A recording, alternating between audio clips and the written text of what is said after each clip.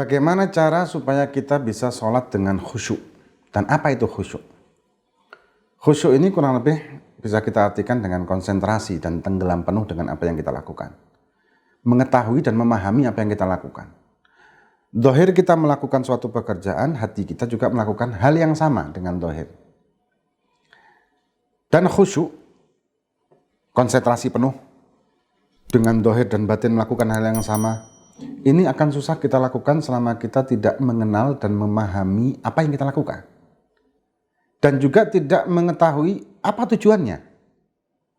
Kepada siapa kita melakukan dan untuk apa kita melakukannya. Kita bisa menyontohkan dengan realita tentang masalah khusyuk ini dengan hal-hal yang umum yang kita bisa rasakan. Andai kata kita pecinta bola. Kita pecinta sepak bola, salah satu tim tertentu, ketika pemain tim tersebut yang kita suka atau favorit kita sedang bermain, maka kita akan tenggelam dengan permainannya tersebut dan seolah-olah kita ada di lapangan padahal kita hanya nonton lihat televisi. Bahkan ketika bola hampir mendekati gawang, maka hati kita akan berdegup, jantung kita akan berdegup dengan kencang, seolah-olah kita memang ada di situ, seolah kita yang berlari dengan mengejar bola itu. Bahkan ketika sudah hampir mendekati gawang, sudah titik-titik terakhir akan gol pun, maka seluruh pendengaran kita, seluruh konsentrasi kita, seluruh pikiran kita akan terpusatkan ke televisi itu tadi. Dan suara-suara luar, suara-suara apapun, bahkan mungkin suara orang lain atau suara orang yang berbicara atau memanggil kita tidak akan kita hiraukan.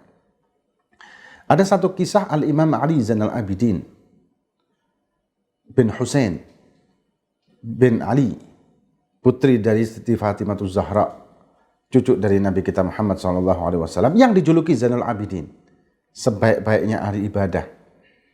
Suatu saat, beliau Al-Imam Ali Zainul Abidin sedang sholat. Ternyata tetangganya mengalami kebakaran. Teriaklah penduduk dan tetangganya dan menggedor-gedor rumah beliau dengan mengatakan, "Ya Imam Harik, ini Imam ada kebakaran ini, ada kebakaran." Tapi sang imam tidak mendengar sedikit pun suara keributan di luar dan gedoran di pintu rumahnya.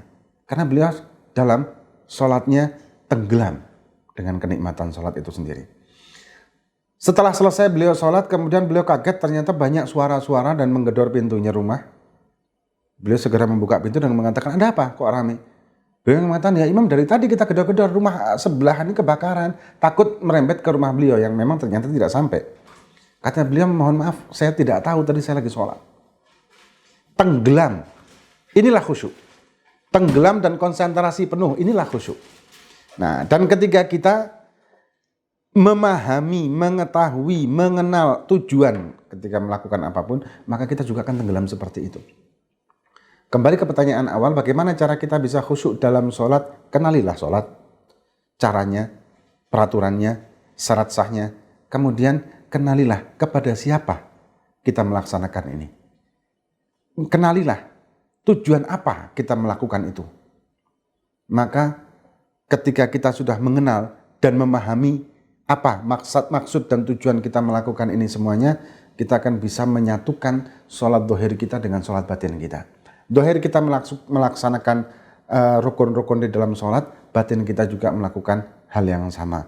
Maka akan muncullah kekhusyuan sebagaimana yang dilakukan oleh para aulia-aulianya Allah Subhanahu wa taala, yang beliau-beliau ketika masuk ke dalam sholat maka tenggelam sepenuhnya dalam sholat. Dan satu lagi yang terakhir, ketika kita sudah merasakan tenggelam dalam sholat, tenggelam dalam ibadah zikir misalkan, ketika kita sudah tenggelam dalam zikir, ketika kita sudah tenggelam dalam sholawat, ketika kita sudah tenggelam dalam amal ibadah apapun, maka kita akan merasakan kelezatan dan kenikmatannya ketika melakukan hal itu. Karena kita melakukannya dengan zahir dan batin, dan letak rasa itu ada di batin, bukan di zahir, tapi ada di hati kita, di batin kita. Dan ketika kita sudah tenggelam dan merasakan kenikmatan, inilah puncak dari ibadah. Wallahu a'lam bishawab.